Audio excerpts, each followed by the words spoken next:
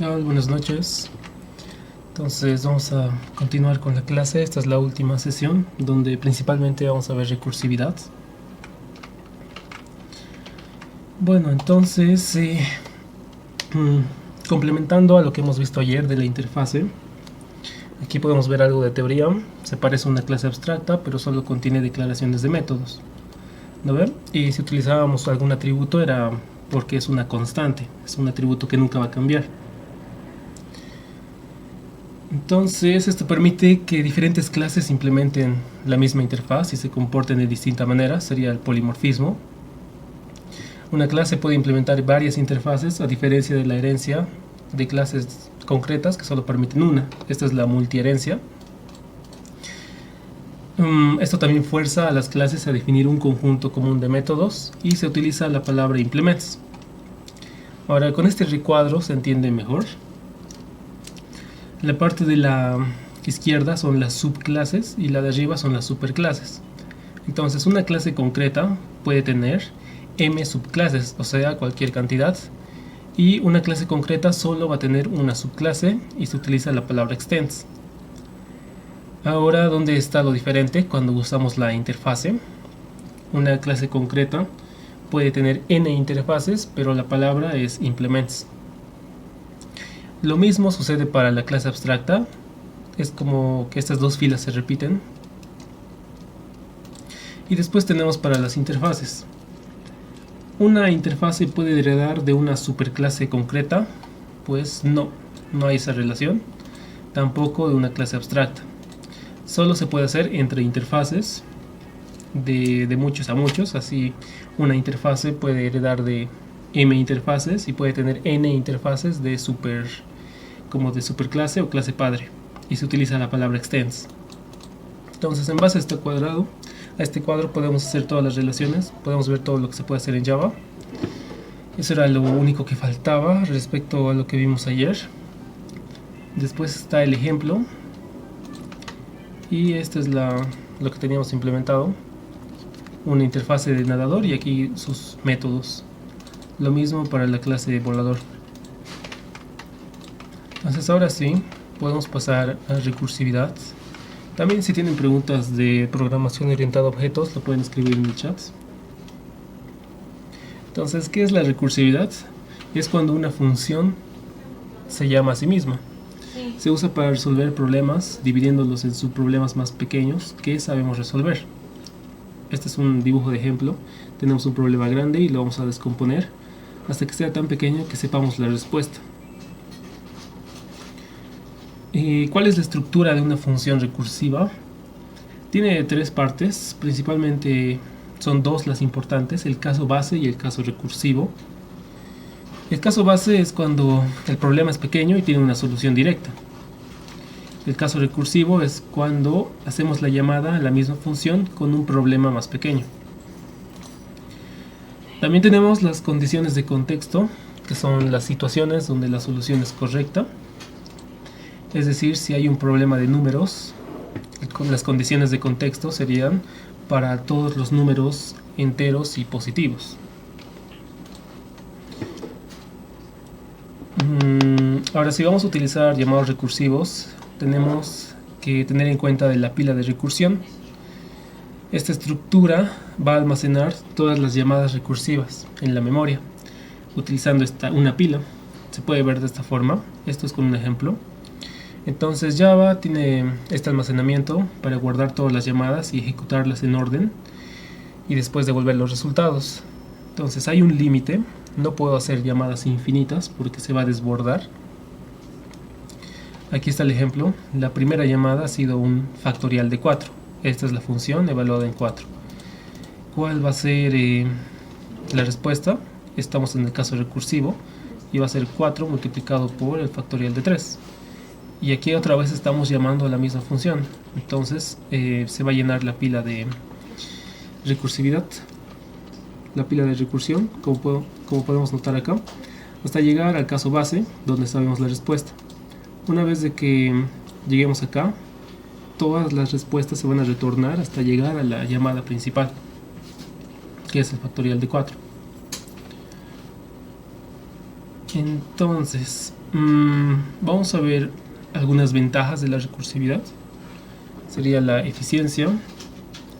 En algunos casos la recursividad es más eficiente que los bucles tradicionales. La simplicidad, es mucho más simple, más claro y conciso el código recursivo, también es más corto. La flexibilidad, se adapta a una amplia gama de problemas. La jerarquía, la recursividad es una herramienta natural para procesar estructuras jerárquicas como los árboles o listas anidadas, también grafos. Y pues veremos algunos ejemplos, como el caso del factorial. Tenemos que escribir un método, una función que devuelva el factorial de un número n.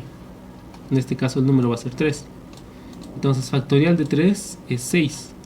El factorial se calculaba de esta forma: 3 multiplicado por 2 por 1 sería el número por el número menos 1, por el número menos 2, por el número menos 3 y así hasta llegar al 1. Entonces, ¿cómo podríamos llevar esto a recursividad? Pues principalmente pensarían en utilizar un ciclo, una estructura de repetición como el while o el for. Pero para esta parte de recursividad y en la materia de elementos no se permite utilizar estos ciclos, las estructuras de repetición. Entonces, ¿cómo se diseñan estos métodos? Primero analizamos cuál es el caso base y el caso recursivo. Para eso podríamos escribirlo en papel en manera de función. Entonces es algo como una notación más matemática, podría verse así: f de n. El f es la función. Aquí solo le ponemos f para no escribir el nombre del método. Podría ser factorial y demás. Y n es el parámetro. Entonces hay que reconocer cuál es el caso base y el caso recursivo. En este caso, el caso recursivo está más fácil. Sería el número multiplicado, que sería n, multiplicado por una respuesta anterior, que sería el factorial de 2. Entonces aquí ya hemos reducido el problema. Por ejemplo, para el caso de 3 factorial va a ser igual a 2, va a ser igual a 3 multiplicado por el factorial de 2. Y el factorial de 2, que va a ser 2 por el factorial de 1. Y el factorial de 1, ¿cuánto es? Es 1. Esta sería la parte más pequeña del problema. Así que en eso se reduce nuestra función. Por eso aquí la respuesta, el caso recursivo va a ser el n multiplicado por f de n menos 1. Este es el llamado recursivo. Y cuando lleguemos a 1, la respuesta va a ser 1. Entonces también hay que escribir para qué situaciones estos son los resultados. Por ejemplo aquí, cuando n es igual a 1.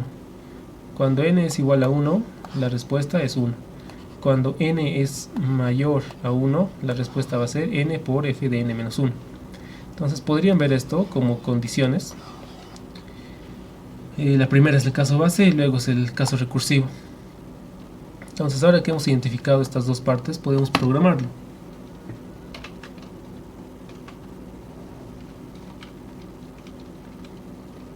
Se vería de esta forma.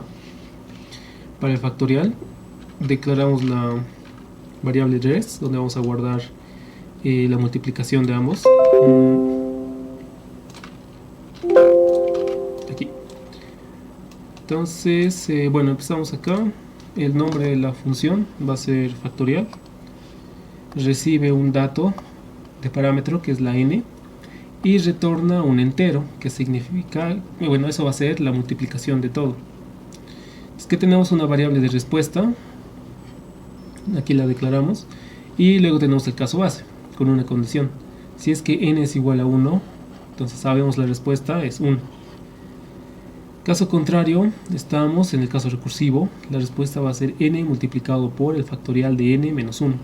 Aquí estoy reduciendo el parámetro de la llamada recursiva.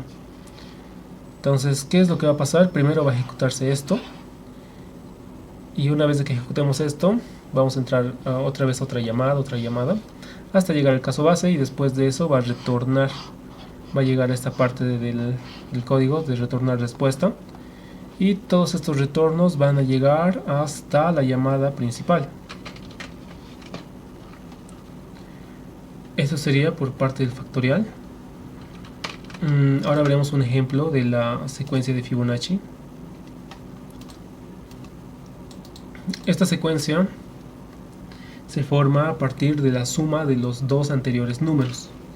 Por ejemplo, el 8 se ha formado de la suma de 5 y 3. El 3 de la suma de 2 y 1. El 21 de la suma de 13 y 8. Ese sería como el patrón, lo que tenemos que identificar. Ahora hay que escribir una función. Lo que se trata de hacer es conseguir el número n de la secuencia Fibonacci. Aquí abajo está por posiciones. Si yo quiero conseguir el número 8 de la secuencia de Fibonacci, mi respuesta tiene que ser 34. Si quiero conseguir el número 7 es 21. Entonces, esto de acá son nuestras n's. Aquí hay un ejemplo. Si pido el número 5, me tiene que dar el valor de 5. Si es 7 va a ser 13. Aquí no está contando la posición 0. Entonces, ¿cómo se descompone esto? Sabemos que el problema es grande. Si yo quiero reducirlo, es la suma de los dos anteriores. Ahora, ¿qué va a ser el anterior? El anterior va a ser la suma de los dos anteriores también. Entonces, esto ya sería el caso recursivo. Podemos escribir la función de n, donde el caso recursivo va a ser la suma del término anterior más el término que está más alejado. Sería distancia 1 y distancia 2. F de 1, f de n-1 y más f de n-2. Ahora, esto, ¿para qué circunstancias funciona? Ahora lo vamos a ver. ¿Cuál sería el caso base? Podemos notar que los primeros dos números son unos, así que el caso base va a ser 1. Pero ¿cuándo se cumple esto? Cuando la posición es 0 o también es 1. Entonces podrían tener esa condición cuando n es 1 o también n es 0. O mejor aún, poner que n sea menor o igual a 1. Entonces, si n es menor o igual a 1, la respuesta es 1. Caso contrario, ¿cuál sería? N mayor a 1. O sea, 2, 3, 4 hasta el infinito.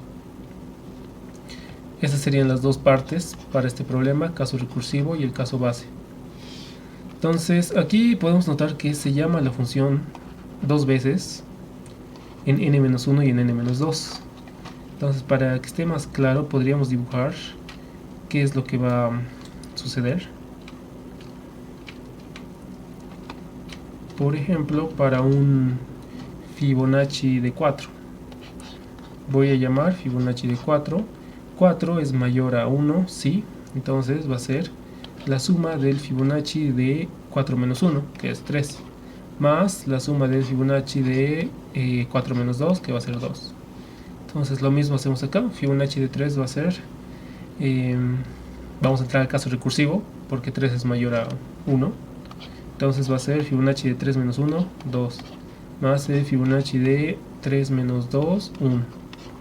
Fibonacci de 2,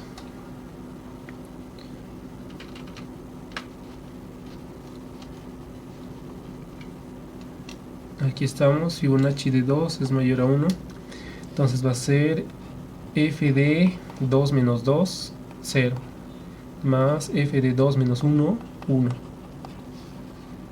Aquí tenemos otra vez Fibonacci de 2, que va a ser lo mismo, f de 0 más f de 1. Entonces se puede ver como un árbol acá. ¿Qué es lo que sucede? Llegamos al caso base. Por ejemplo, f de 0 es menor o igual a 1, entonces cumple. F de 1 también. Entonces todos estos valores van a devolver un 1. 1, 1, 1, 1. Primero se va a resolver todo lo que está aquí abajo, porque ya hemos llegado al caso base, y luego los vamos a sumar. 1 más 1 va a ser 2, aquí va a ser 1 más 1, 2, luego 2 más 1, 3, aquí hemos sumado esto con 2, va a ser 3 más 2, 5, y eso va a ser lo último que va a retornar para el Fibonacci de 4. Entonces se puede ver de esta forma. También podrían hacer una prueba de escritorio. Esto se le llama la traza de ejecución. y es lo que está en el ejemplo. Aquí está el factorial, no, este es factorial, sería con Fibonacci. Pues bueno, ahora este sería el código en Java. Escribimos public int fibo, vamos a retornar un entero que va a ser el término de esa posición. Recibe un número n, creamos la variable respuesta, aquí está el caso base, si n es igual a 1 o n es igual a 2. En este caso ya no está tomando al 0, entonces posición desde 1. Si estamos aquí, el caso base, la respuesta es 1, caso contrario va a ser fibo de n-1 y fibo de n-2. Entonces aquí podemos notar que está llamando a la misma función, al mismo método. ¿Qué más? Bueno, en la recursividad es importante definir bien el caso base y también el cambio. Esta sería como la transición. Le estoy reduciendo -1 cada vez a cada llamada. ¿Qué pasa si le pondría n+1? Aquí otro n+2. Entonces, en vez de reducir al problema, lo estaría agrandando y voy a llegar a un infinito donde me va a dar un desbordamiento de pila. Entonces son esas cosas importantes tanto en el parámetro de la llamada recursiva como en el caso base. Si el caso base está mal definido, nunca voy a llegar, igual me va a dar un error.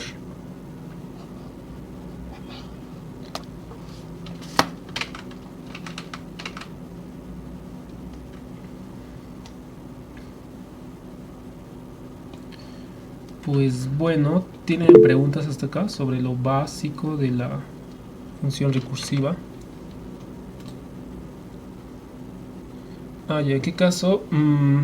Cuando sabes cómo descomponer el problema, pero no sabes cuántas veces lo vas a hacer. Por ejemplo, el Fibonacci de 8, por ejemplo. Bueno, el Fibonacci sí se puede, ¿no? Porque sabemos cuántas veces son sus posiciones. Pero luego hay otros problemas donde no te dice exactamente cuántas operaciones requieres, entonces es mejor escribir una función recursiva donde tú cada vez vas haciendo más pequeño el problema, lo separas y de esa manera vas a llegar a la respuesta. Es como que te garantiza siempre que escribas bien el caso base. Y también para hacer backtracking, sobre todo se utiliza mucha recursividad.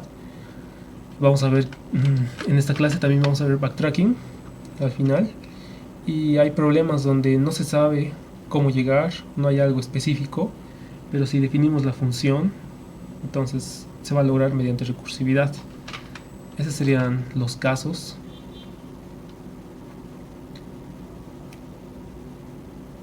Ya, esto también se requiere o se identifica cuando notamos que el problema se puede descomponer en pequeñas partes del mismo problema. Así que eso sería, siempre que sea el mismo problema.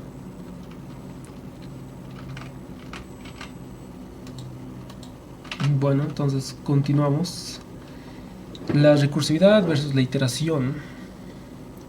Podemos notar que son parecidas. La recursividad utiliza más memoria debido a la pila de llamadas. Muchos problemas que se resuelven con bucles también se pueden resolver con recursión. O sea, pueden convertirlo. La iteración mantiene una única copia de las variables en memoria. Todo se realiza en un tiempo de ejecución, en un solo programa. En cambio, la recursión hace llamadas recursivas, hace llamadas a la función donde se crean sus propias variables. Aquí está, ¿no? Cada llamada recursiva almacena su propio estado, sus variables locales. Entonces, la recursión consume más memoria. Si se profundiza demasiado puede causar el error stack overflow, desbordamiento de pila.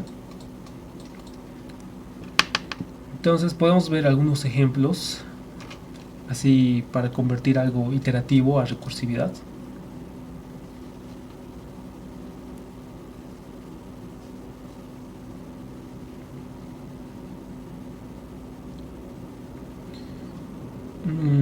Bueno, antes terminaremos con estos códigos.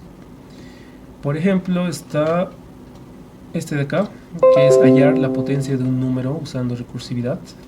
Escribir una función recursiva que sería a elevado a la b. Entonces, ¿cómo reducimos este problema? Para el caso de 3 elevado al cubo se multiplica 3 veces el número 3. Ahora, ¿cuál sería una parte más pequeña del problema? Si es que multiplicamos 3 a 3 elevado al cuadrado. Esto va a ser 3 por 3 y también es como decir lo mismo, solo que solo es una parte más pequeña del problema. Ahora, ¿cómo reducimos 3 al cuadrado? Va a ser 3 multiplicado por 3 a la 1. ¿Cómo va a ser 3 a la 1? Va a ser 3 multiplicado por 3 a la 0. Y este podría ser nuestro caso base. ¿Cuánto vale 3 a la 0? Cualquier número elevado a 0 va a dar 1. Y al final vamos a terminar multiplicando todo esto. 3 por 3 por 3. Y esto va a ser 27, que sería la respuesta final para 3 elevado al cubo. Entonces la función sería así. La función de n, el caso base es cuando b, bueno, aquí sería función de a y b. Si es que b tiene el valor de 0, la respuesta es 1. Caso contrario, va a ser a multiplicado por la función de a con el parámetro de b menos 1, así. Y esto se cumple siempre que b sea mayor a 0.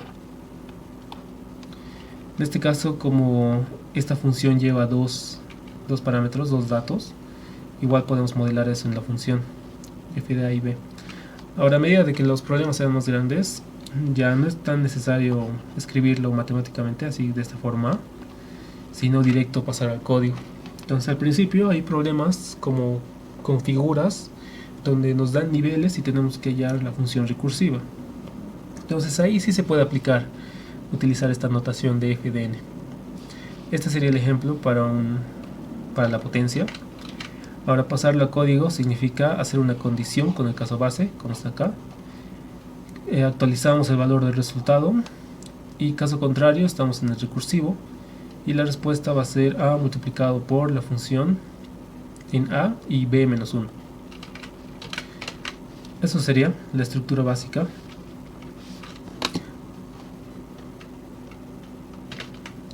Siguiente ejemplo, la sumatoria.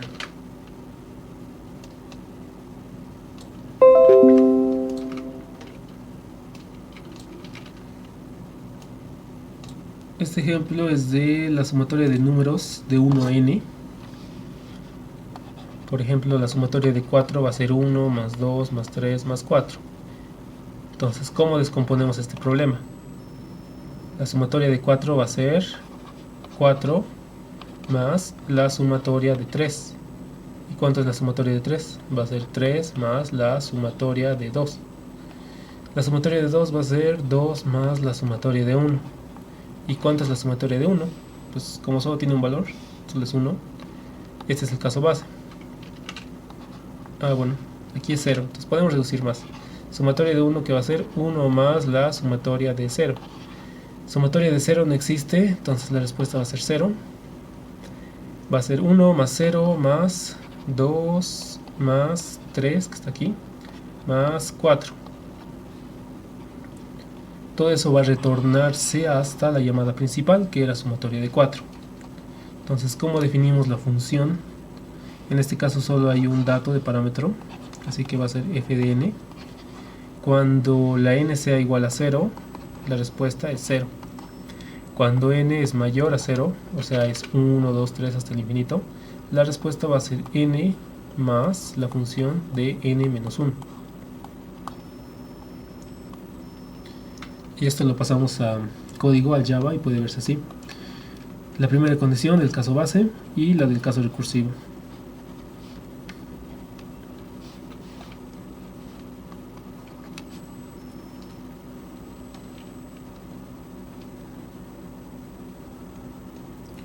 Bueno, ahora hagamos otro ejercicio de sumatoria de dígitos. Suma de dígitos de un número n. Entonces, ¿qué queremos hacer? Nos van a dar un número, por ejemplo 431, y tenemos que hallar su sumatoria, que sería 4 más 3 más 1, 4 más 4, 8. Eso es lo que tenemos que retornar, o la respuesta. Entonces, ¿cómo lo dividimos en un problema más pequeño? Tenemos que sumar todos los dígitos. Esto lo hacían con ciclos de repetición. Al número le sacaban el último dígito y lo dividían entre 10 hasta que ya no se pueda. Y cada vez que obtenían el dígito lo sumaban en una variable de respuesta. Pero queremos hacerlo recursivo. Entonces podemos tomar esa pequeña parte. ¿Qué es lo que se hacía en cada iteración? Aquí nos estamos asemejando a los ciclos. En cada iteración nosotros tomábamos un dígito, lo sumábamos a la respuesta, en este caso el 1, y luego dividíamos al número entre 10. Y en la siguiente iteración tomábamos el último dígito, lo dividíamos entre 10, tomábamos el último dígito de nuevo, lo dividíamos entre 10, ya no se podía, y ahí nos deteníamos, y todo esto era lo que sumábamos. Entonces, ¿cómo podríamos escribir esa función recursiva? Sería f de n. El caso base es cuando ya no podemos dividir, ya no tenemos más dígitos, es cuando n vale 0. Cuando n vale 0, a nuestra suma de dígitos no le aumentamos nada porque ya no existe un número, entonces va a ser 0. Cuando n sea mayor a 0, o sea tiene aunque un dígito o más, entonces ¿qué se hace? Se suma el último dígito. ¿Cómo obteníamos el último dígito de un número? Con el módulo. Entonces va a ser n módulo 10 más la función, que tiene que ser una parte más pequeña del problema. En este caso sería f de n dividido entre 10. Y listo, con eso tendríamos una función recursiva para sumar los dígitos de un número. Podríamos hacer la prueba con el ejemplo de 431. Este es el número es mayor a 0, sí. Entonces la respuesta va a ser n módulo 10, que sería 1, más la función de n dividido entre 10, que sería 43. Como son enteros, esa sería parte de las condiciones de contexto. N pertenece a los enteros reales positivos. Digo, no, a los enteros positivos. Porque si fuera un decimal, pues esto ya no funcionaría.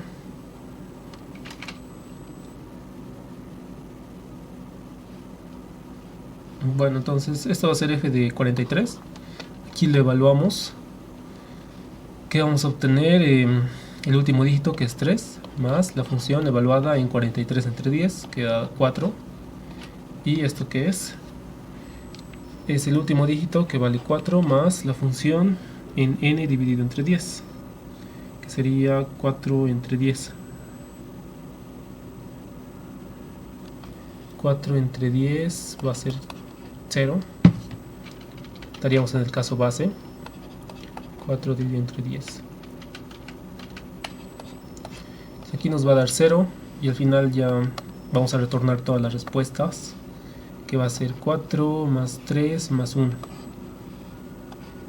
Porque esto va a dar 4 más 0, 4. 4 más 3, 7. 7 más 1, 8. Esa sería entonces la ejecución. Ahora el código de esto, pues lo podemos hacer. ¿Dónde está? Acá.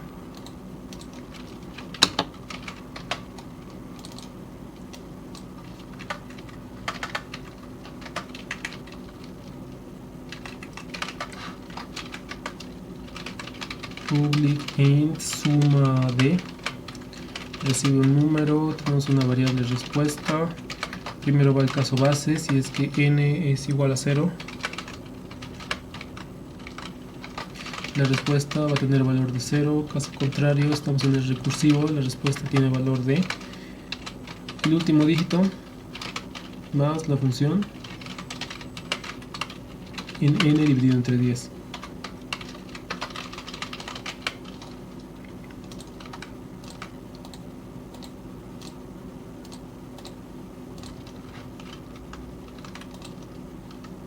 Aquí nos da la respuesta, es 8. Entonces está funcionando.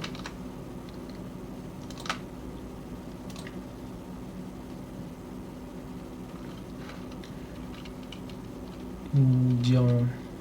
¿Tienen preguntas hasta acá?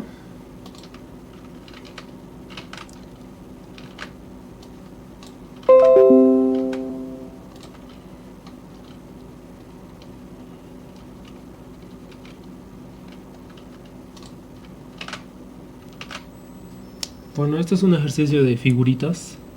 Como les dije, va a ser FDN.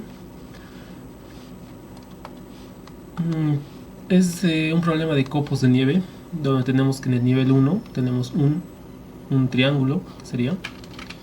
Cuando la figura es de nivel 2 tenemos 5, aquí tenemos 1, 2 y 3 en medio.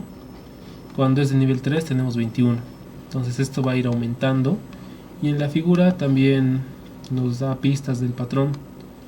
Por ejemplo, en cada nivel se ha aumentado más o menos 3 por cada triángulo. Entonces, ¿cómo escribiríamos esta función?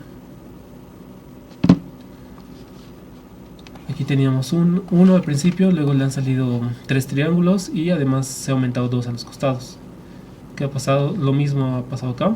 Para cada triángulo que teníamos le hemos aumentado 3 y 2 a los costados. 3 y 2. Entonces hay dos formas de resolver estos problemas. Una sería guiándonos con la figura. Y también está la otra que es guiándonos con las respuestas. Por ejemplo, podemos escribirnos de esta forma: nivel 1, nivel 2, nivel 3, nivel 4. Y la respuesta aquí es 1, 5, 21, 85. Para este problema ya nos da el caso base. El caso base es cuando n vale 1. Si n vale 1, la respuesta es 1. Entonces ya tenemos esto.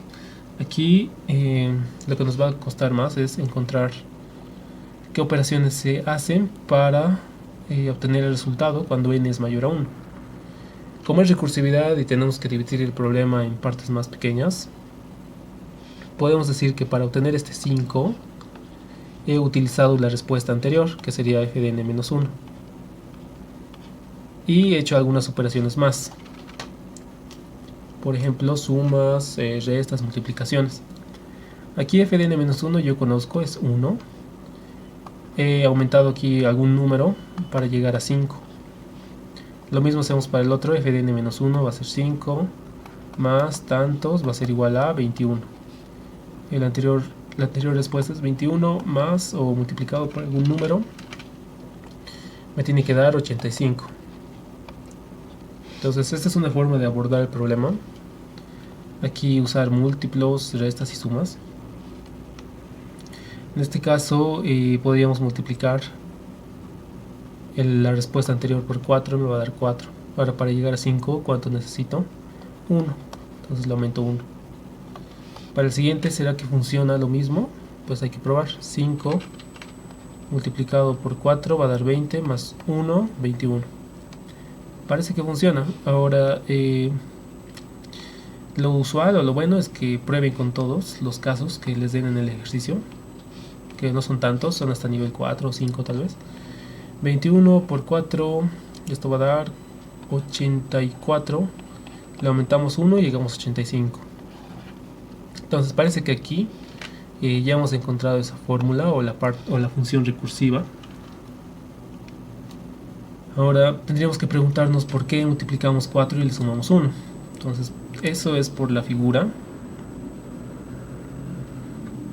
En este caso aquí le salen 3 triángulos y 2 a los costados. Podríamos decir multiplicamos la cantidad de triángulos que tengamos y a los costados más 1, que sería el que va a ir al medio. Entonces por eso se hace eso de multiplicar por 4 y sumarle más 1. Esa sería la función recursiva. Escribimos f de n. Cuando n es 1, la respuesta va a ser 1. Caso base. Cuando n es mayor a 1, la respuesta va a ser f de n menos 1 multiplicado por 4 y le sumamos 1. Esas serían las dos partes. Con esto ya podemos escribir el código. Se vería así. Aquí está. Función de copos recibe una n. Aquí está el caso base y el caso recursivo.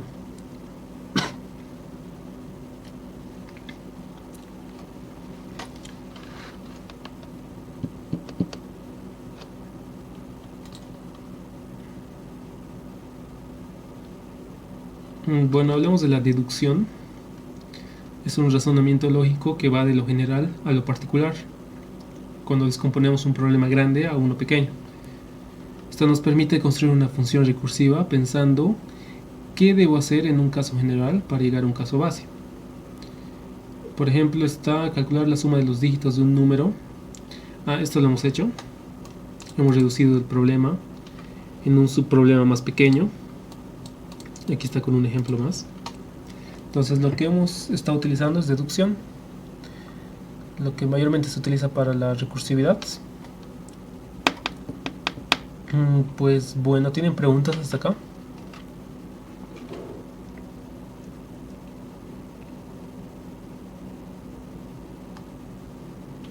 Ya, entonces avanzaremos al paso de parámetros. El paso de parámetros en Java se pasan por valor. Para los tipos primitivos, como el int, double, boolean, se copia el valor. Es lo que hacíamos con las llamadas de funciones en N. En cambio, que para los objetos y los arreglos se copia una referencia, no el objeto en sí. Entonces aquí no estamos clonando al arreglo o al objeto. Solo se pasa una referencia, así que podríamos modificarla. Entonces significa que los cambios hechos dentro de un método sobre un objeto arreglo afectan al original. Esto hay que tener en cuenta. También se utiliza para el backtracking, el enviar arreglos o matrices también. Entonces veremos un ejemplo con la búsqueda binaria, así ya para hacer ejercicios más avanzados. Esto era con figuritas, con una función de n. Ahora, ¿cómo resolvemos problemas con arreglos? Podríamos simular los ciclos. Por ejemplo, en un for empezábamos en una variable i y íbamos hasta un tamaño n. Entonces se puede hacer lo mismo con recursividad. Por ejemplo, recorrer un arreglo o sumar un arreglo, así para que sea más interesante. Suma de arreglo. Vamos a recibir un arreglo a y nada más. Pero no podemos utilizar, no podemos hacer todas las operaciones en solo este método, en esta función. Necesitamos otro que reciba de parámetro la variable i, que va a ser el iterador, y también que reciba el n, hasta donde voy a llegar. Entonces se puede utilizar más de un método recursivo. Es buena práctica que lleve el mismo nombre y que sea privado. Es como recursividad implícita. Entonces lleva el mismo nombre, va a recibir un arreglo y además va a recibir una i y una n. Entonces acá voy a retornar suma del arreglo a, que empiece en la posición 0 y que recorra hasta la posición n, o mientras que i sea menor a n. Entonces, ¿cómo calculo ese tamaño? Puedo utilizar el a.length.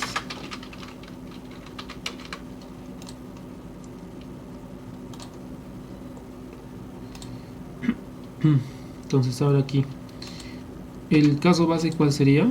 Mientras que se cumpla que tengo que seguir sumando mientras que esté dentro del arreglo. Entonces la condición sería si es que el valor de i es menor a n, voy a sumar lo que hay en la posición i, que sería a de i. ¿Y dónde lo voy a guardar? En la variable respuesta. Sería res igual a de i más la función recursiva arreglo del suma de arreglo, le mandamos el arreglo a, la posición i va a cambiar, va a ser i más 1 y n se mantiene. Por último retorno la respuesta.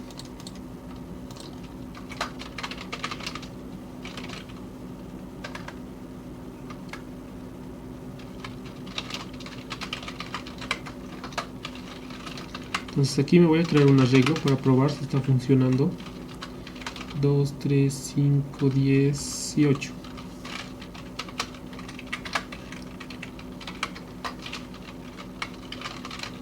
Ese es el arreglo y voy a llamar la función suma arreglo con ese valor. Aquí me debería dar 18.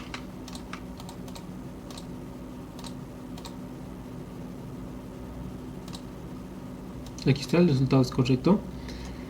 En este caso no se diferencia tanto cuál es el caso base o el caso recursivo.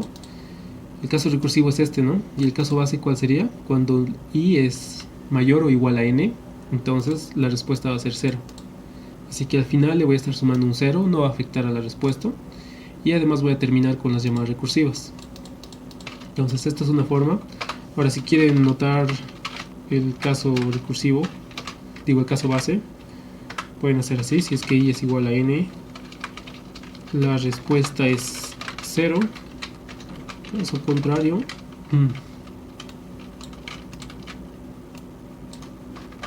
así. También se puede escribir de esta forma.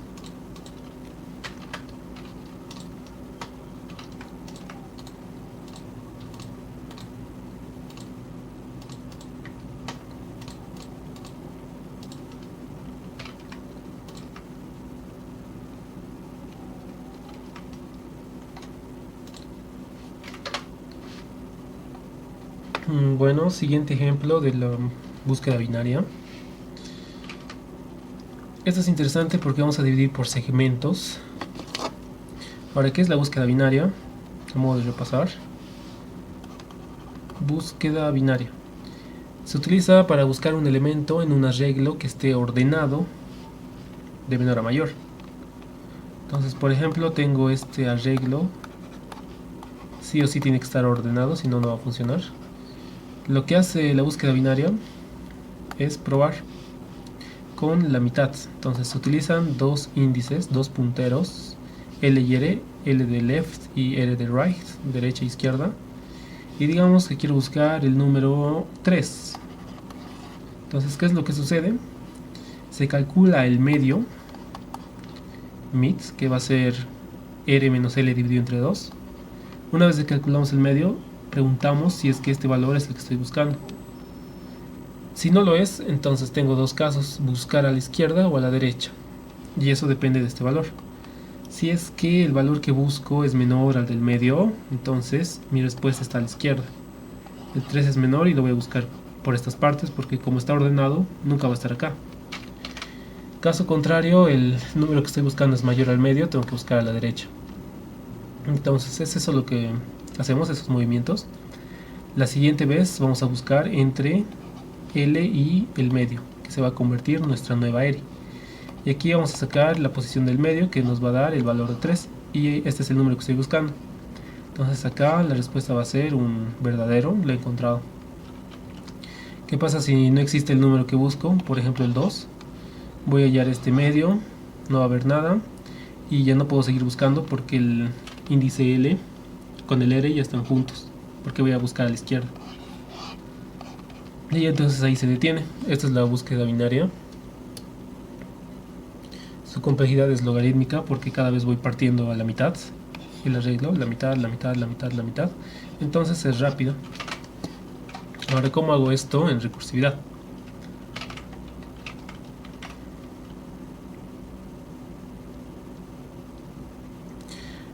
Para que tome lista debemos entrar con la cuenta institucional. No es necesario. Entonces vamos a tener una función que va a devolver un boolean si es que existe el número en el arreglo, que se llame bb de búsqueda binaria. Aquí recibimos el arreglo y el número que voy a buscar. Entonces voy a utilizar los índices y todo eso, así que tengo que sí o sí crearme otra función. Búsqueda binaria va a enviar el arreglo a. Voy a empezar en -1, que sería el puntero de la izquierda. El algoritmo que estoy utilizando es no incluir al arreglo en los índices. Por ejemplo, aquí empiezo en la posición 0, 1, 2, 3, 4, 5. mis índices van a empezar en la posición 6 y en la posición -1. Entonces por eso aquí es -1, la derecha va a ser el tamaño del arreglo, a.length,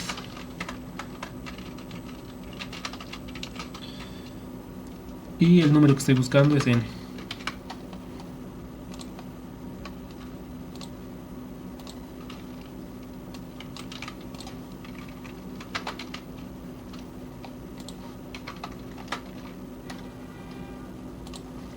Entonces aquí actualizamos las variables del parámetro.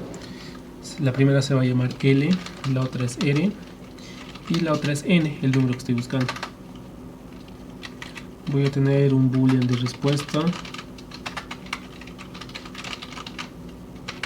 que al principio que tenga valor de falso, así que solo si lo encuentro lo voy a cambiar a verdadero.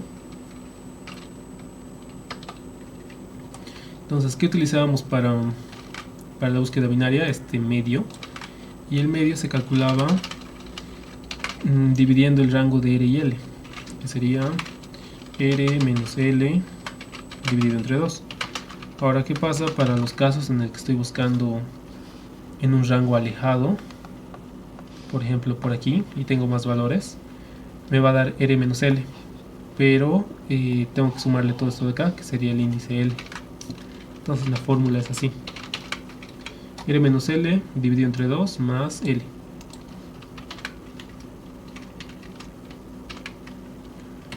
Eso sería para calcular el medio. Ahora, ¿cuál es la condición? Condición recursiva: siempre y cuando R menos L, o sea el rango de búsqueda, sea mayor a 1. O sea, hay al menos un elemento que puedo verificar.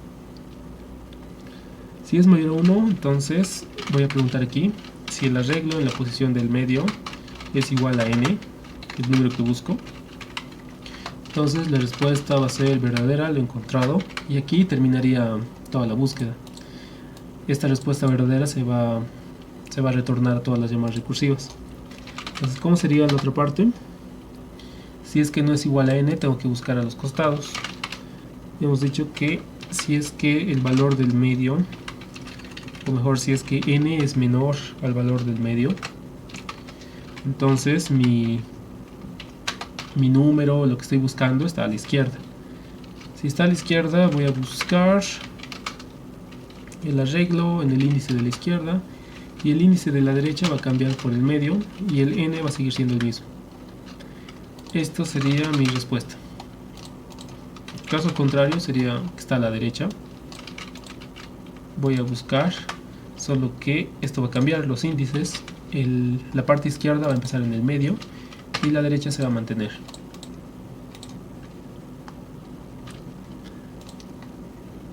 De esta forma ya terminaríamos con una búsqueda binaria recursiva. Cada vez va a probar un segmento de L y R y ver si es que existe el número.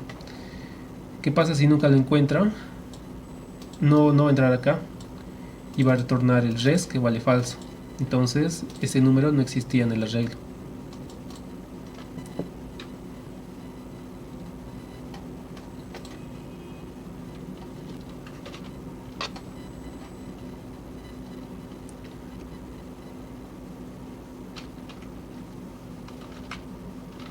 Bueno, ¿tienen preguntas sobre este tipo de problemas con recursividad?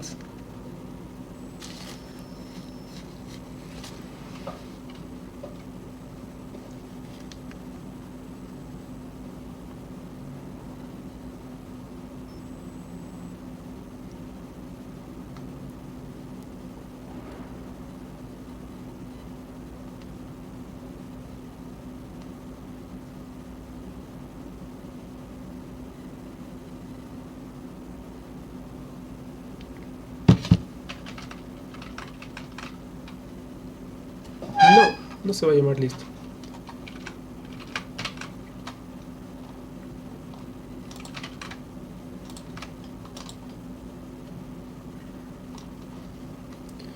Ya, entonces veremos backtracking.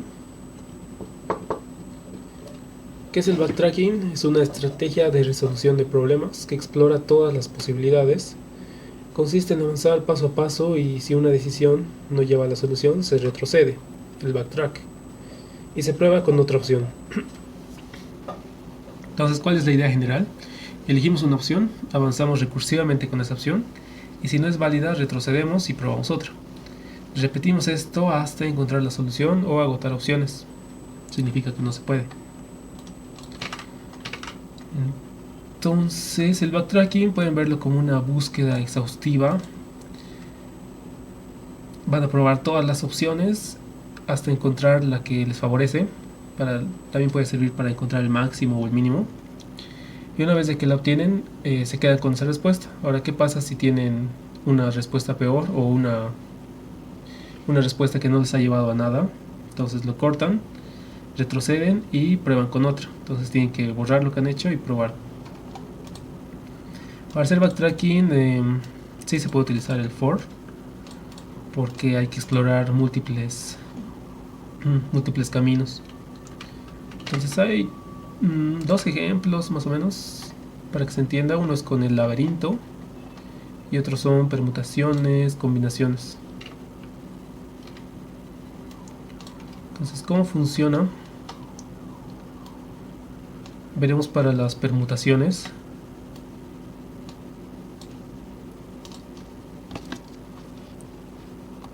Permutaciones de letras. Digamos que hay un arreglo que tiene estas 4 letras A, B, C y D, y queremos hallar todas las permutaciones. Queremos mostrarlas o tal vez guardarlas en un arreglo, imprimir o en una cadena de respuesta. Entonces, ¿cuáles son todas las permutaciones posibles? Esto se hacía de esta forma. Tomábamos la primera letra y luego teníamos 3 opciones. Podíamos tomar B, C o D. Si escogíamos B, ahora solo podíamos escoger entre C y D. Si escogíamos D, sí o sí teníamos que escoger C, y si escogíamos C, sí o sí D. Entonces al final de todo esto se crea una permutación. La primera es A, B, C, D. La segunda es A, B, D, C. La tercera va a ser con C. Sería A, C. Ahora puedo escoger B o puedo escoger D. Si escojo B, luego voy a tomar D y luego voy a tomar B. Entonces la otra opción sería A, C, B, D. Y la última... la última que tiene la segunda C sería A, C, D, B. Y luego con D, A, D, B, C, A, D, C, B. Estas serían todas las posibles permutaciones. Una permutación era intercambiar dos valores. Bueno, intercambiar valores o intercambiar el orden de un arreglo. Entonces tenemos todos estos, que es solo para la letra A. Eso hay que tomar en cuenta. Después hay otras permutaciones que empiecen con B y hagan lo mismo. Entonces aquí podemos identificar que hay 6. Si tenemos que probar lo mismo con B y luego con C y luego con D, significa que tendríamos 4 por 6, 24. Ahora esto, si quisiéramos generarlo como lo haríamos normalmente, tal vez en un for, en un ciclo, que se puede hacer, pero no sería tan simple o una solución tan corta como sería con backtracking. Ahora aquí, ¿cómo lo haríamos con backtracking? Pues identificamos que podemos obtener una parte más pequeña del problema. Por ejemplo aquí, si escojo A, la primera letra, todo lo demás va a ser el tamaño de las permutaciones menos 1, o sea menos el que he escogido. Si escojo B, luego voy a tener que escoger entre C y D. Si escojo C, entonces lo último que me queda es D. Y ya está, ahí he terminado con una solución. Eso sería como recursividad básica, ¿no? Es lo que hemos hallado. Pero ¿cómo hago para hallar todo lo demás? Hay que aplicar backtracking. ¿Qué significa? Busco otro elemento que pueda aumentar. Como ya no hay, entonces retorno la respuesta.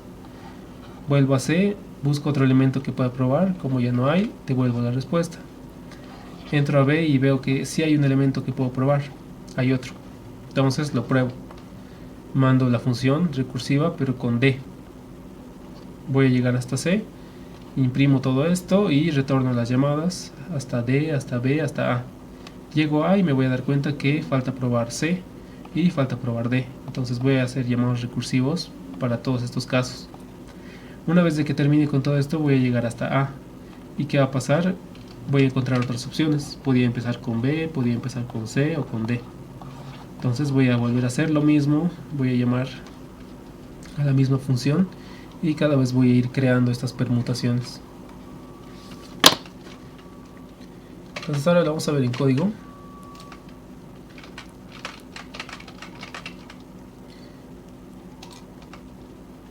A ver, aquí está. Este es el código de permutaciones. El primer método acá es para probar. Aquí me creo un arreglo de chares para las 3 letras. Esto también funciona con 4. Lo vamos a probar. D. Así. Entonces de estas letras voy a sacarle el tamaño del arreglo, que va a ser original.length, son 4. Y luego voy a llamar al método recursivo. Entonces aquí, ¿qué es lo que necesito? El arreglo original. Un nuevo arreglo de tamaño n, donde voy a guardar las respuestas. Un arreglo booleano para guardar los visitados.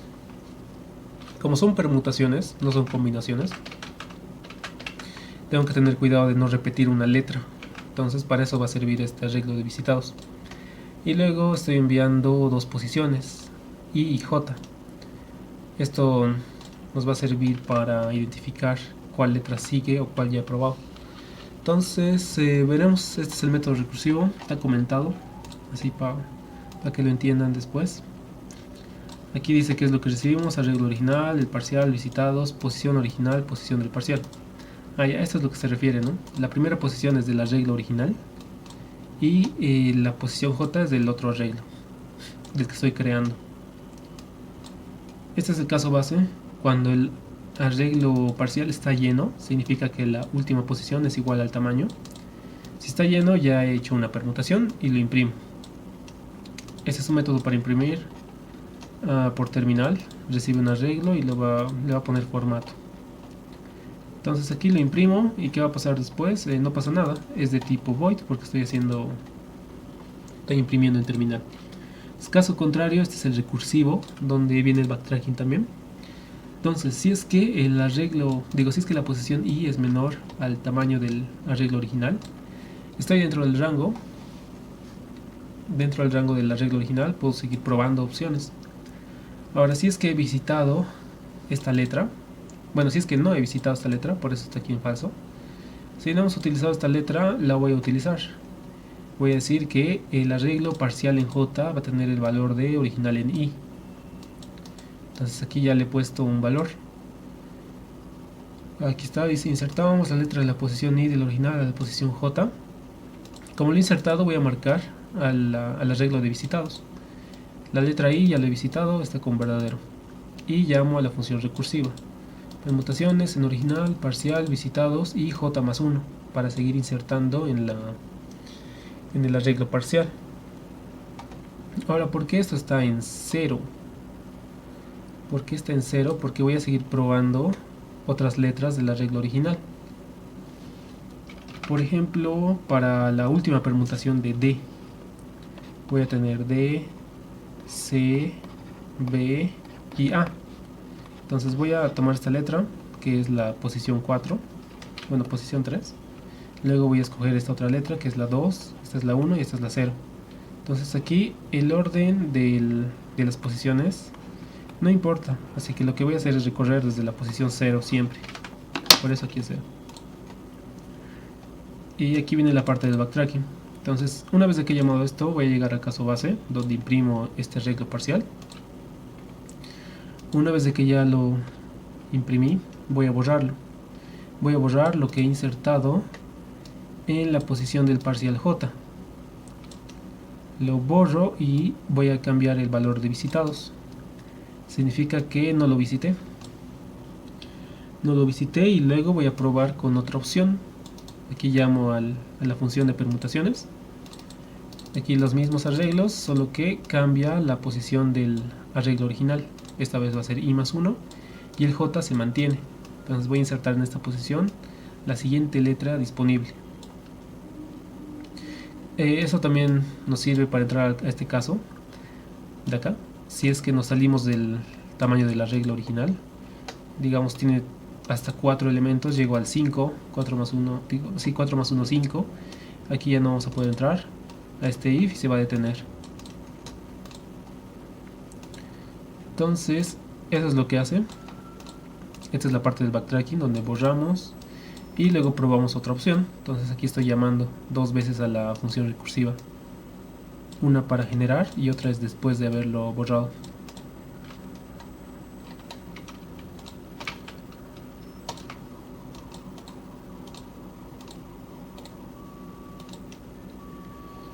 Aquí está haciendo la prueba. Le muestran las 24 permutaciones. ABCD, ABDC, luego está con B, luego está con C y luego está con D. Entonces está funcionando. Igual aquí pueden ponerle más letras o también con números.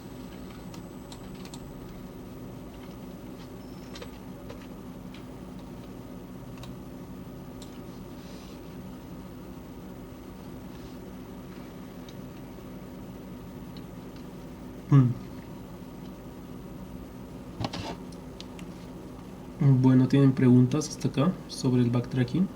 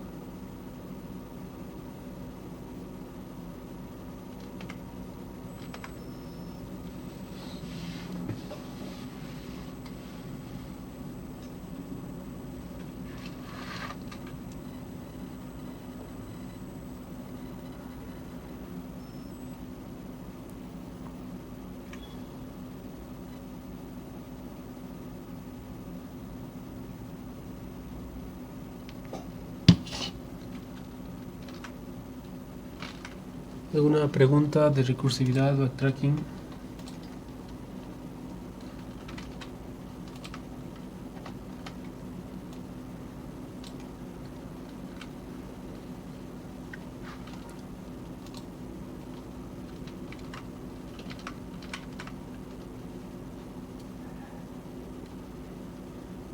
Si no cambiara los visitados, a ver, veremos qué pasaría si aquí no uso o no cambio visitados.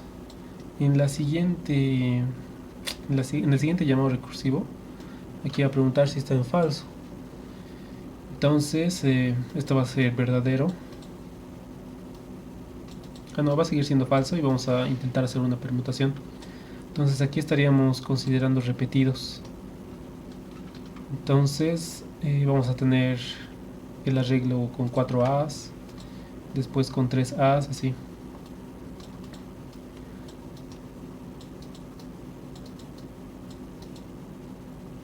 Sería como un problema de combinaciones con tamaño.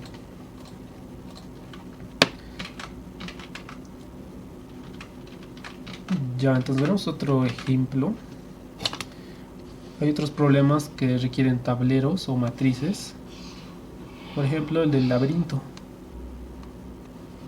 Digamos que nos van a dar una matriz de caracteres, donde el carácter del numeral significa una pared, el punto va a ser un pasillo, y tenemos una M que es de la meta. Entonces lo que queremos es que la personita llegue a la meta. Ahora hay múltiples caminos. Aquí tendríamos que utilizar el backtracking. Vamos a decir que todos los bordes van a tener el símbolo del numeral -1, que va a ser la meta. Digamos acá que está la meta. Y además nos puede dar la posición inicial, tipo ini, que sea ini F de filas y ini C de columnas. Entonces nos va a dar eso, donde iniciamos, digamos acá, y tenemos que recorrer por todos los caminos hasta encontrar a la meta. Entonces aquí puede haber un camino sin salida, unos 2 posibles caminos para llegar a la meta. Entonces principalmente es eso, el problema. Se resuelve con backtracking porque hay que probar todas las opciones. Y cuando lleguemos a la meta, pues devolvemos un verdadero hasta la primera llamada recursiva. Entonces ese problema lo vamos a hacer desde cero, el laberinto.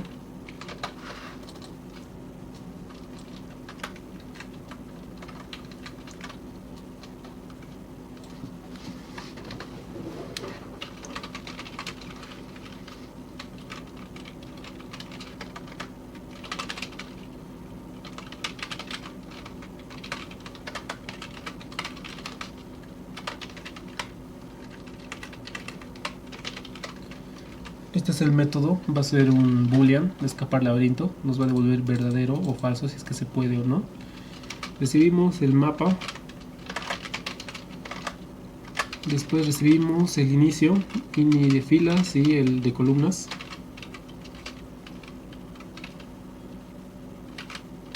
Y pues nada más, solo eso. Entonces aquí tenemos que pensar qué datos necesito para construir la función recursiva, que además va a tener backtracking. Bueno, la función va a ser un boolean, escapar del laboratorio. Voy a recibir lo mismo casi. ¿Qué cosa me interesa? Llegar a la meta. Entonces ese sería como un caso base. Si es que el carácter en esta posición es la meta, entonces he escapado y voy a devolver un booleano, un verdadero.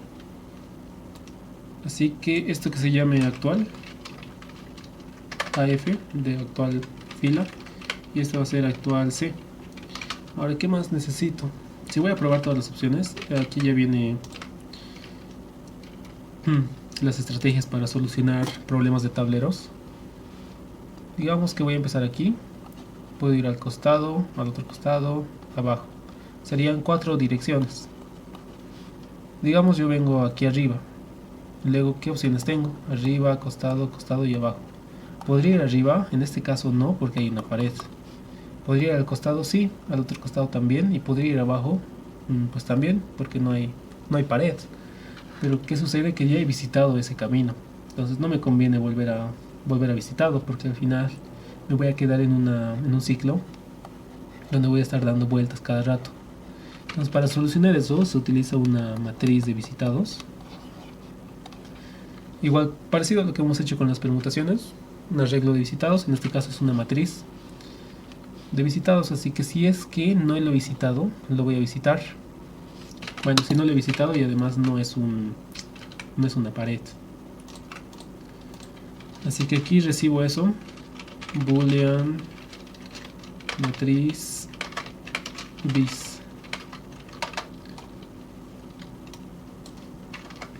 Así que aquí voy a retornar un escapar del laboratorio, del laberinto, digo, mapa, posición inicial, posición de la columna, y voy a crear una nueva new matriz de booleans del tamaño de los visitados. Entonces aquí saco el tamaño del mapa, mapa.length, mapa en la posición 0 para las columnas, mapa.length.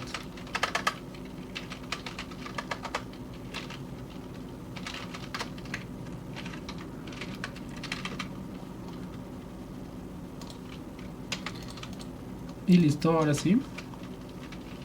Aquí me creo mi variable de respuesta, boolean res, que sea falso por defecto.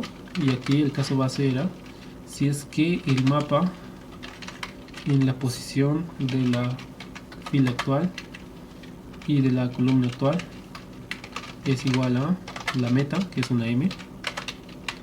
Entonces he llegado y la respuesta va a ser verdadero, como el caso base. Caso contrario, estamos en la parte recursiva. Tenemos que probar las 4 direcciones. Entonces, ¿cómo hacemos eso? También aquí juega el tamaño de la matriz. No podemos salirnos. No podemos irnos aquí donde no hay más datos.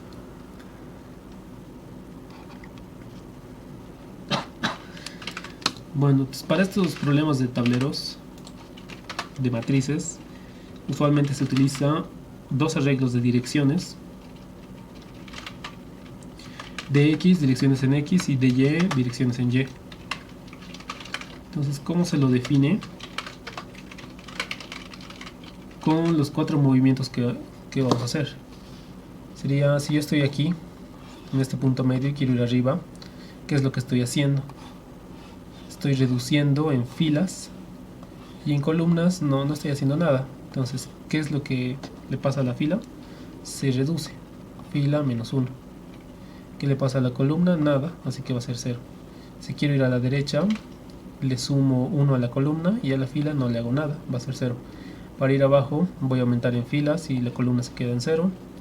Para ir a la izquierda, la fila se queda en 0 y la columna va a ser menos 1. Solo estoy permitiendo estos 4 movimientos para este problema. Si el problema fuera en diagonal, pues también habría que calcular para eso, que sería menos 1, 1. Pero no, solo voy a utilizar esos 4. Entonces, en X o en las filas, para el primer movimiento le resto 1, para el segundo movimiento no le resto nada, para el tercer movimiento le sumo 1 y para el cuarto no le hago nada. ¿Qué pasa en columnas? Este se va a llamar DY. En columnas, para el primer movimiento se queda en 0, para el segundo aumento en 1, para el tercero se queda en 0 y para el último le pongo menos 1. Así ya tengo los 4 movimientos y cada vez solo tengo que sumarle esta posición. Entonces, aquí voy a utilizar un for que va a ir de 0 hasta 4, porque son 4 movimientos, y voy a ir de 1 en 1. ¿Y qué voy a calcular acá? Voy a ver si es que se puede salir por esa opción, por ese camino. Entonces, si es que puedo escapar del laberinto de este mapa de la fila actual, aquí es donde cambio. Fila actual más la dirección en X en la posición Y, y la posición actual de la columna más la dirección en Y en la posición Y, y el arreglo de visitados. Entonces, si es que logro escapar aquí, pues todo bien, debería retornar verdadero. ¿Qué pasa si no lo logré? Entonces tengo que borrar lo que he hecho antes. Entonces aquí faltaba eso. Voy a probar esta opción. Entonces, visitados en la posición actual, que es AF, y en la posición AC va a ser visitado. Ahora esto tiene que ocurrir al principio, acá. Esto es verdadero, ahí está. Entonces aquí lo marco como visitado. Es en la posición en la que estoy. Podemos verlo con un ejemplo. Lo que estoy haciendo es, para esta posición, marco como visitado. El rojo va a ser visitado. Y luego estoy probando con la siguiente, el del movimiento, digamos arriba.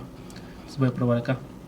Si es que esto me da falso, entonces aquí puede que haya un muro, o más allá no haya camino y demás. Entonces tengo que probar con el siguiente. Por eso se utiliza el for.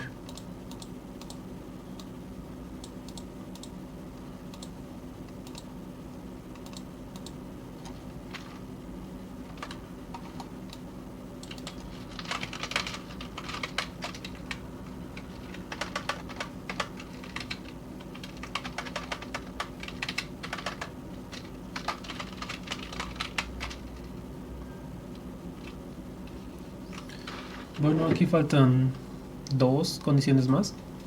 Una es para el tamaño y otra es para las paredes. Entonces hagamos el caso de la pared. Si es que el mapa en la posición A de F y A de C es igual a una pared. Bueno, si es que es diferente de una pared, entonces recién voy a hacer todo esto. ¿Qué va a pasar cuando me encuentre con una pared? Pues esto va a ser igual, no va a entrar, se va a pasar directo al res, que va a ser falso. Si no es pared, lo marcamos como visitado. Voy a probar las 4 opciones. Si es que he podido escapar por este lado, entonces la respuesta es verdadera. Incluso esto podríamos reducir más, pero lo vamos a probar de esta forma.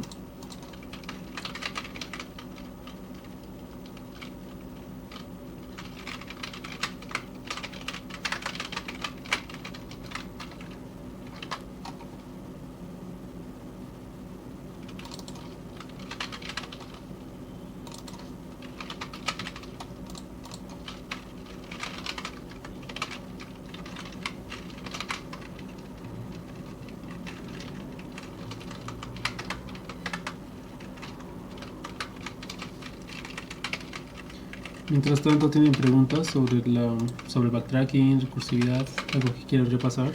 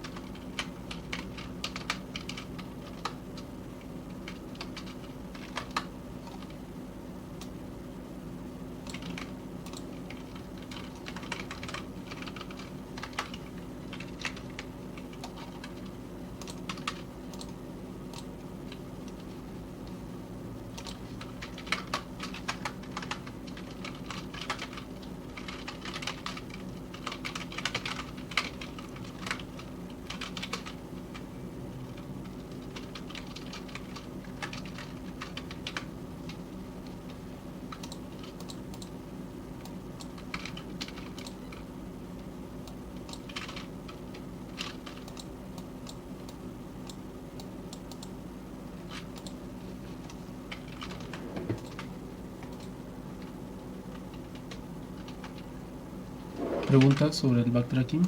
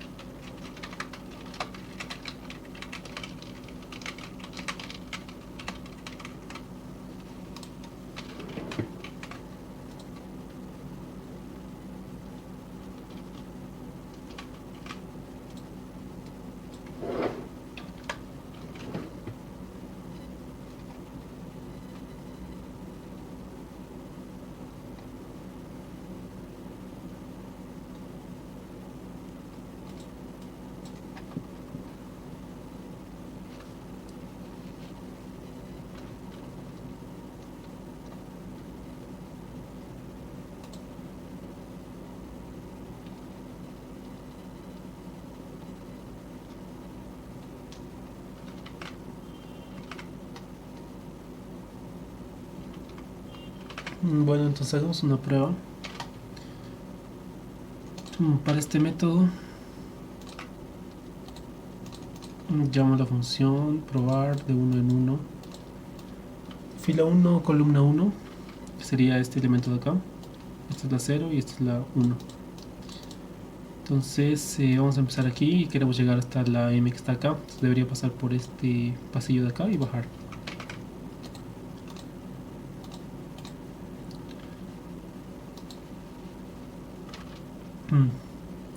Entonces aquí empiezo, tengo el mapa.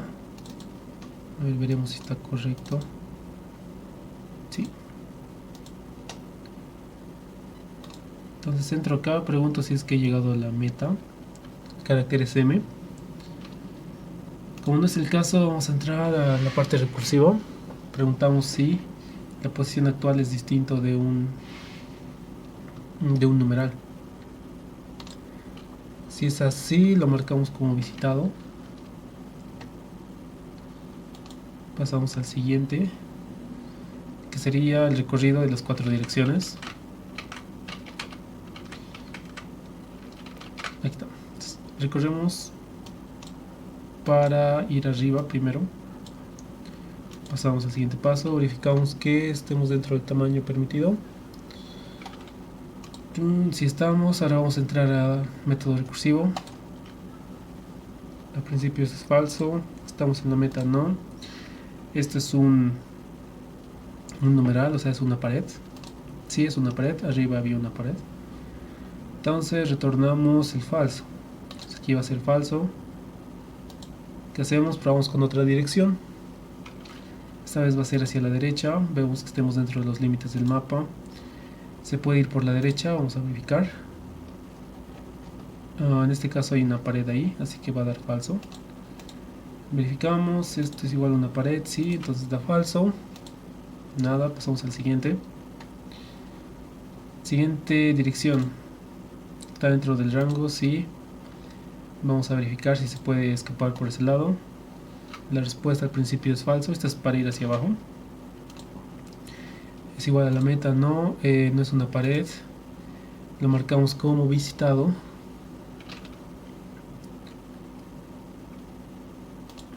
Ahora recorremos lo mismo, verificamos todas las posiciones, vamos a ver arriba. Y en este caso está verificando, ¿no? Está entrando. Ya, entonces aquí lo que falta es la verificación con los visitados. Ahí. Si es que esta posición está dentro del rango y además no he visitado, sería un negado de la matriz de visitados en esta posición y en esta otra posición.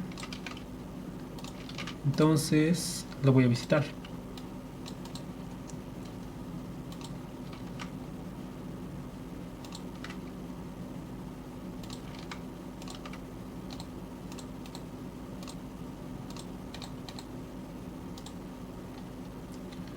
Aquí está, entonces estamos en el primer movimiento, vamos a ir hacia abajo.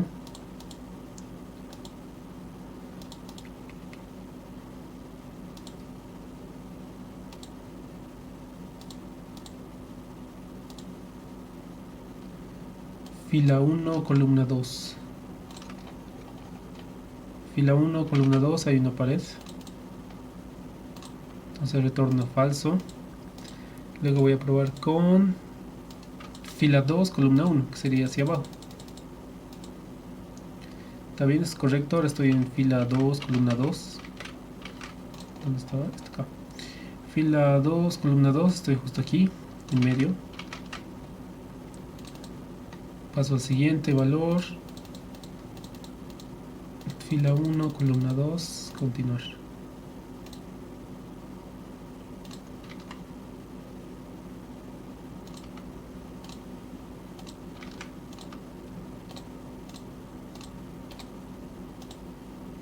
Ya, aquí está. Lo último que me devuelve al final es un booleano verdadero. Significa que he encontrado la meta. A ver qué pasa si le cierro esa parte al mapa. Entonces pruebo de nuevo. Nuevo laberinto. y me da falso. Esta vez ha ido hacia abajo todo, lo ha visitado, y como ya no puede marcar otro, no puede visitar más, se detiene. Entonces la respuesta va a ser falso. Ahora este es el problema base. Por ejemplo, yo puedo darle más caminos y se puede modificar el problema para hallar la ruta menor, la menor ruta, o también hallar la ruta más larga. Luego también se podrían asignar costos. Digamos que cada posición tiene un valor y tratamos de minimizar esa suma de valores. Nos puede tomar varias formas este problema, pero esta es la base. Usamos arreglos de direcciones. Aquí en el primer método recursivo creamos la matriz de resultados. Definimos el caso base cuando llegamos al final. En este caso cuando la posición es igual a m. Caso contrario, estamos en la parte recursiva. Aquí vamos a recorrer todo. Vamos a probar múltiples opciones que no haya visitado antes. Si es que una me da una posible ruta, pues la retorno.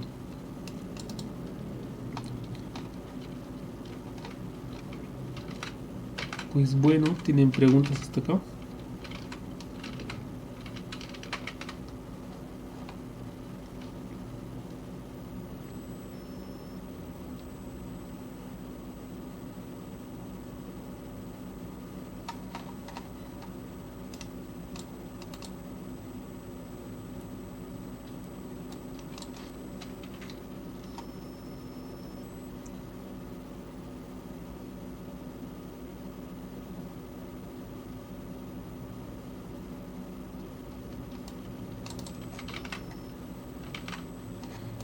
Entonces, ¿cómo modificaríamos este programa, este problema, para que me devuelva el tamaño de la ruta más larga? Por ejemplo, una opción es esto: recorrer 3 posiciones al costado y luego otras 3 hacia abajo y llego. Sería un total de 6. Ahora la opción más larga sería dar vueltas aquí. Venir acá 1, 2, 3, 4, 5, 6, 7, 8. Entonces aquí dar más vueltas y luego llegar a la meta. Eso se puede hacer con el backtracking y nos quedamos con la máxima cantidad de pasos que ha dado o de distancia.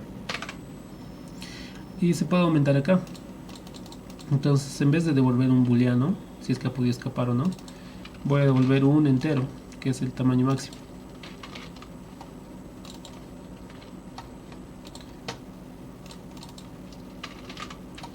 Ahora, ¿cómo cuento cada paso? O cómo lo maximizo también. Entonces, por cada opción que pruebe, tengo que quedarme con la mayor. Entonces, para eso utilizaré una variable de máximos.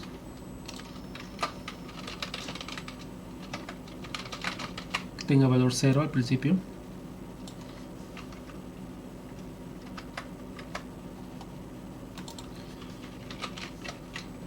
Si es que estoy en la posición de la meta, ya no sumo nada. He llegado, el máximo va a ser 0 aquí. Aquí retorno máximo. Entonces aquí, ¿qué es lo que cambia? Para cada posible ruta, solución, tengo que hallar su máximo. Entonces esto me va a dar un número, no me va a dar un boolean. Entonces podría quedarme con el máximo haciendo comparaciones. Voy a tener otra variable, aux, y voy a decir que aux va a ser igual a escapar del laberinto en esta dirección con esta matriz de visitados, y luego voy a hacer las condiciones. Si es que aux es mayor al máximo actual, que sería maxi, entonces esta es la mejor respuesta. Lo actualizo, maxi va a ser igual a aux.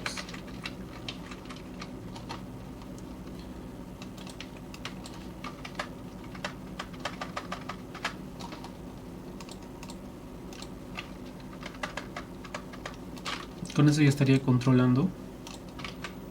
A ver, verifiquemos si funciona. Y me retorna 0. A ver, probaremos.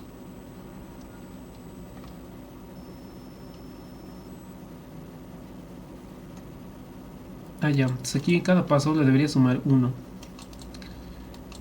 Estoy llamando a este método que en el caso base va a devolver 0 porque hemos llegado a la meta. Entonces si estoy en un caso recursivo, en un paso intermedio, ¿cuánto debería sumar? Sería 1 más esa función. Entonces aquí va a ser 0 más 1 más 1 más 1 más 1. Entonces ahí cada vez se va a ir sumando.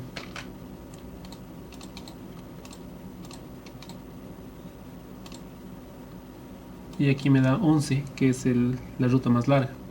Ahora, si yo quisiera la menor, entonces esto lo cambio. En vez de maxi, que se llame mini, digamos, y que empiece con un valor grande. Y después me voy quedando con el menor. Esto de acá es lo que modifico. Entonces, ¿por qué nos ha dado 11? Aquí seguramente ha venido con 1, 2, 3, 4, 5, 6, 7, 8, 9.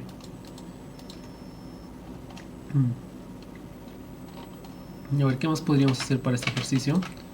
Vamos a aumentarle la opción de que guarde la ruta. Que me guarde la ruta máxima, y esto para luego imprimir. Así voy a saber por dónde ha ido. Porque ahora me da 11, pero no sé cuál ruta habrá tomado. Entonces, ¿cómo hago eso? Pues ahora ya no voy a retornar un entero. Bueno, puedo retornar un entero.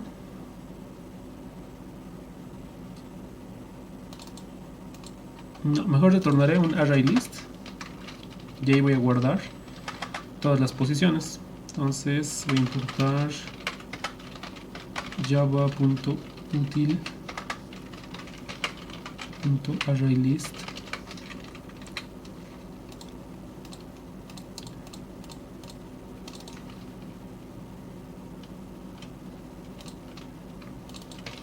Y aquí quiero un array list de pares.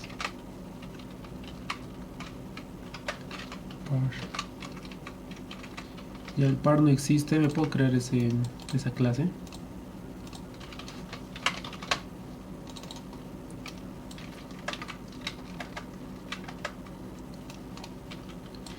Entonces aquí voy a tener dos valores int x y y.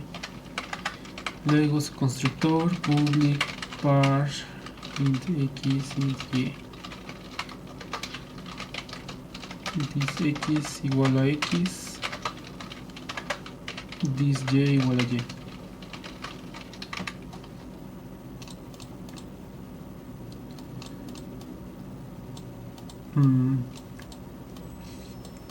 ¿Qué más puedo crear? Un método para imprimirse, public string to string, que retorne entre paréntesis el valor de x más, separado por una coma, el valor de y.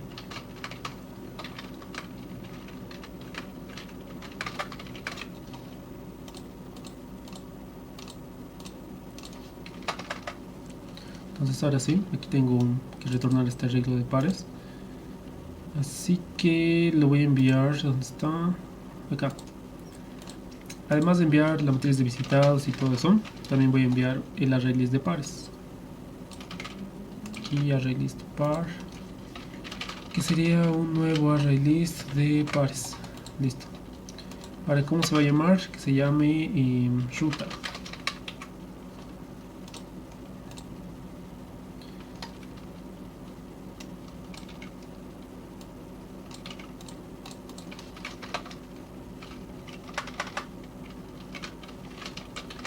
Res igual a tantos. Entonces, como estoy guardando en un arreglo, lo puedo imprimir acá. Puedo hacer un for each para cada par x del arreglo res. Voy a imprimir el par.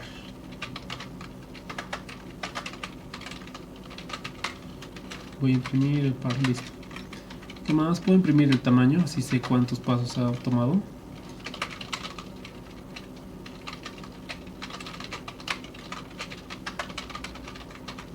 Recordemos que para los array lists se utiliza el punto size, no es el punto length como los arreglos con tamaño. Entonces ahora sí, ya está. Esta es la ruta. Ahora, ¿qué pasaría? Hay que modificar la parte recursiva. ¿Qué pasa si es que no lo he visitado y además estoy dentro del rango? Lo voy a visitar, así que sería el nuevo array list. No, esto va a ser un void, de hecho. Void.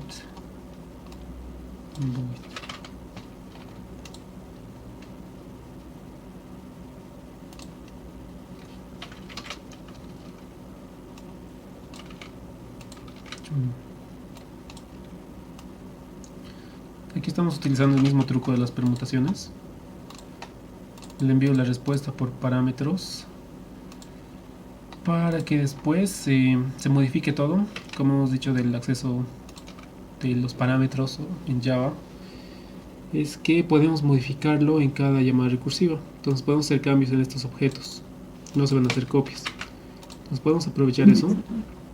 También se puede hacer una función doble utilizando el tamaño, pero para que no esté más confuso va a ser un void.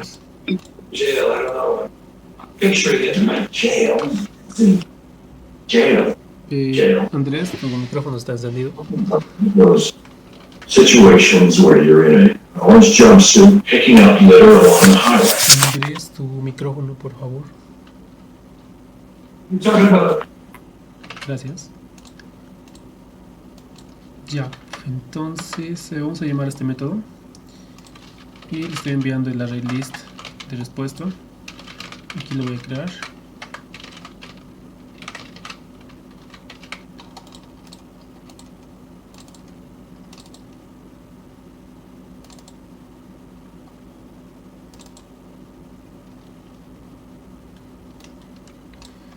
Entonces, como es un void, aquí borro los returns, no los necesito más. Y ya está, ahí estaría la parte, la estructura básica. Así que venimos acá.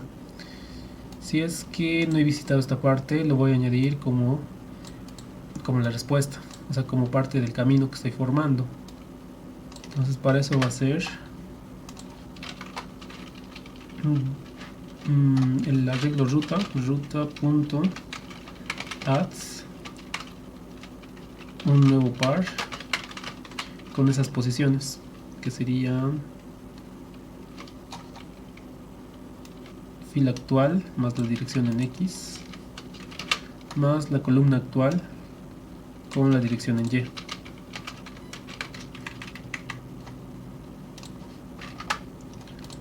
Entonces aquí ya he añadido el camino que estoy tomando. ¿Qué va a pasar después? Acá voy a llamar de nuevo al método. Aquí están los visitados, además la ruta.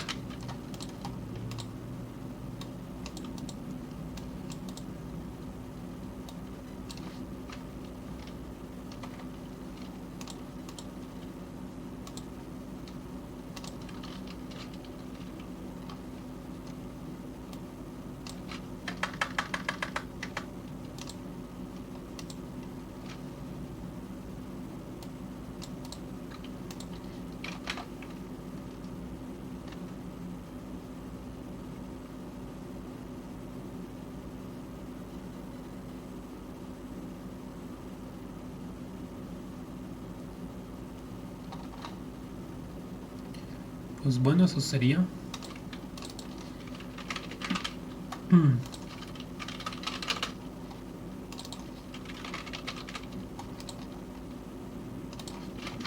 ¿Tienen preguntas hasta acá sobre backtracking?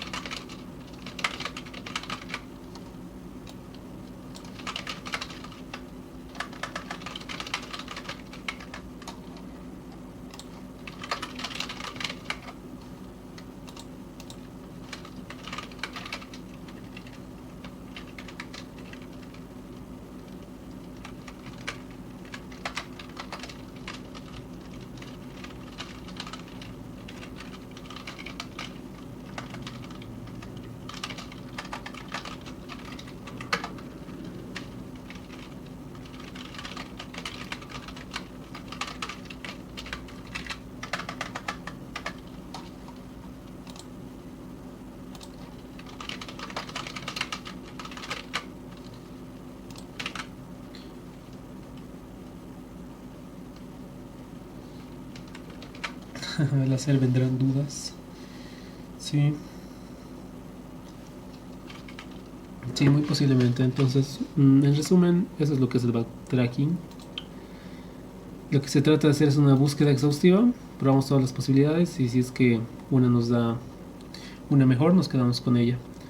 O caso contrario, digamos, me encuentro sin salida o una solución peor, pues retrocedo y modifico como estaba antes y pruebo con otra solución. Esto se ve más para permutaciones, combinaciones, problemas de tableros como este de acá. A partir de esta base pueden modificar las cosas aquí adentro, añadir más parámetros, modificar el retorno y pueden tener varios problemas. En algunos exámenes de backtracking entraban de este tipo, con tablero. Entonces aquí, esta sería la estructura general. Esto es un truco de las direcciones, así no tienen que escribir para cada caso. Si no utilizáramos eso, pues tendríamos aquí unos 4 ifs. Si es que tal opción, digamos ir hacia arriba, da verdadero, entonces hacer tal cosa. Luego tendríamos un else if para ir hacia el costado, digamos izquierda. Luego tendríamos otro para ir hacia abajo y para la derecha. Entonces para reducir eso se utiliza esos dos arreglos de direcciones.